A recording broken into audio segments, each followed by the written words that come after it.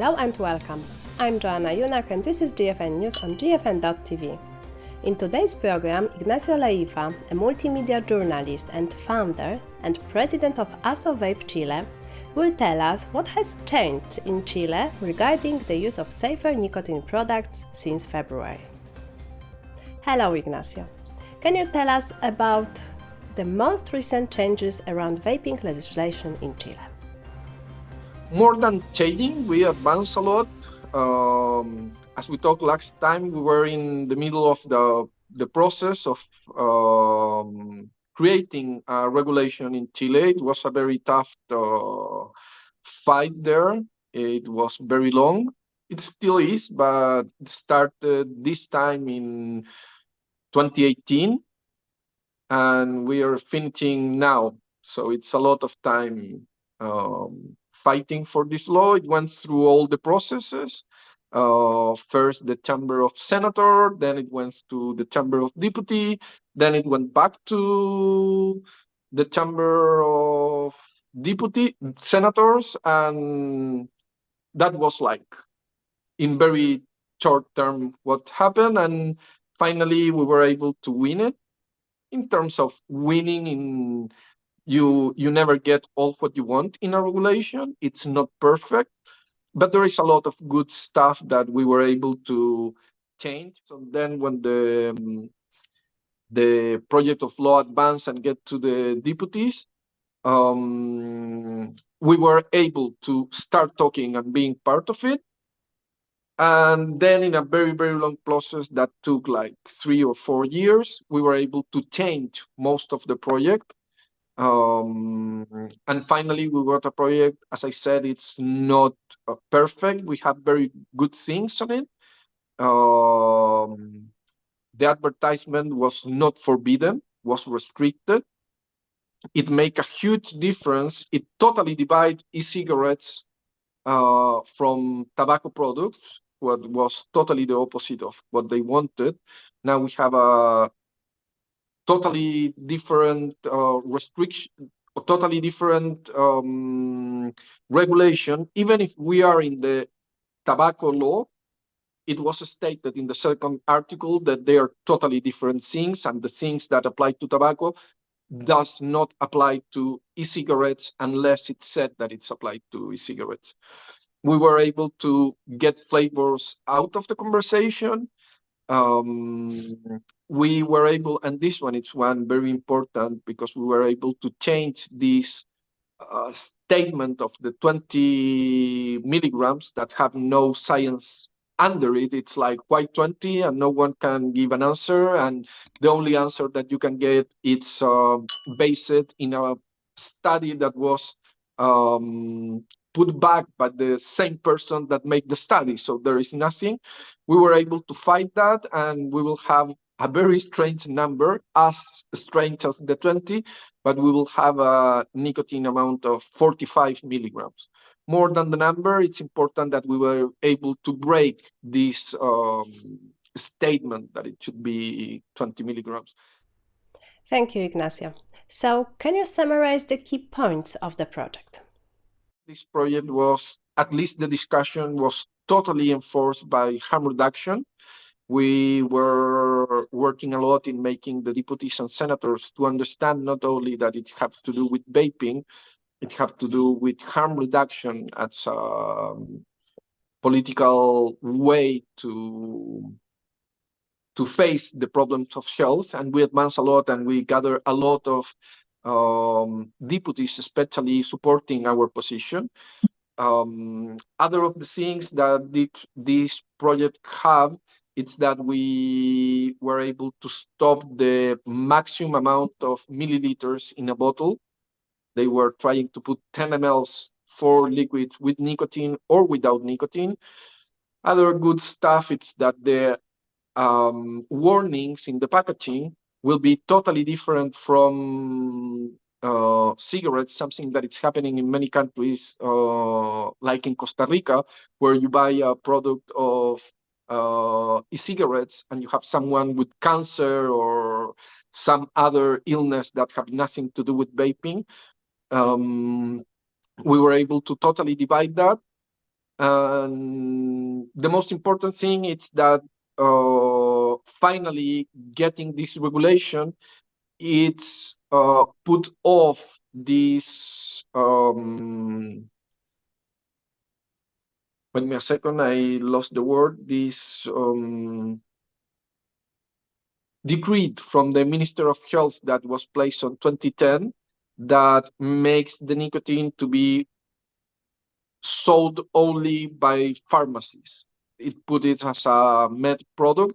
What was actually a way to stop vaping in Chile. This staff will put away that, so we will finally have a normal market and we will be in good way. Just to be clear, this law is not yet applied.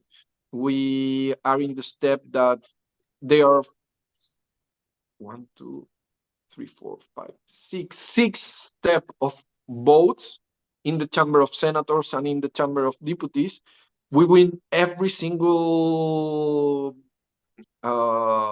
vote. We 100% of votes approving the project of law, what is super good. Now we are waiting for the signature of the president, and we expect that in February this project of law will become finally a law, and we will be able to really open the bottles of champagne and have a very big party. And what influence will this project have on other countries in Latin America? And why is its approval so important? Especially in our region, Chile is still seen as a serious country that do the things well, even if it's going a little dark. The situation there, we're still seeing as a country that should be followed in many ways. Also, it's important because there are at least 2 or 3 countries very close to Chile that are now actually discussing in the chambers of deputies, senators, or congresses, depending on the country, that are now in the process. We're talking about Peru, Colombia now, even if it's banned in Brazil. The talk it's being opening. So for sure, Chile will be an example that there are other ways to approach the situation of regulation, seeing the harm reduction as a very big tool that can save a lot of lives. Not to say so that it will save a lot of money to the government too. Let's get back to flavored vapes. Does the project include restrictions on flavored products? Meaning it did, but we were able to get it out of the project. There is no restrictions in flavor. We were able to make them understand. I mean, the deputies, you will never make understand nothing to the aunties. They are still keep going. Badly, we have a lot of aunties inside of the Minister of Health. Actually, we have someone in the commission against tobacco that it's directly connected with Bloomberg. We have proof of that. It's not a thing that it can be said. She's called Lydia Morales. She has been receiving a bunch of money from tobacco free kids. I don't know why I forget the name, but you know what I'm talking about. And she have a very close relationship with this woman that is the lawyer or the chief of lawyers of Tobacco Free Kids. And this same woman was caught in Mexico trespassing the line, putting projects from Bloomberg directly to the deputies. There was a big scandal in Mexico some years ago, and the same person have really big connections with the one that I'm talking to you, and that one is someone that we have inside of the Ministry of Health now. So, as you mentioned, the project is waiting for the president's signature, right? Yeah, actually, it shouldn't be any surprise there because it went with, as I told you, I forget the name, but I'm sorry, but 100% of the votes in all of the process were supporting the project, and that not only means the commission, it also means the plenary of both chambers.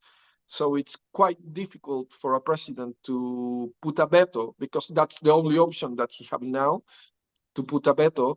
It will be very funny too if he put a veto in the project, because when the actual president was deputy, he signed up one of the projects that support vaping during this process between 2018 and the time that we are now. He was deputy in that time and he was supporting vaping, so it's kind of difficult.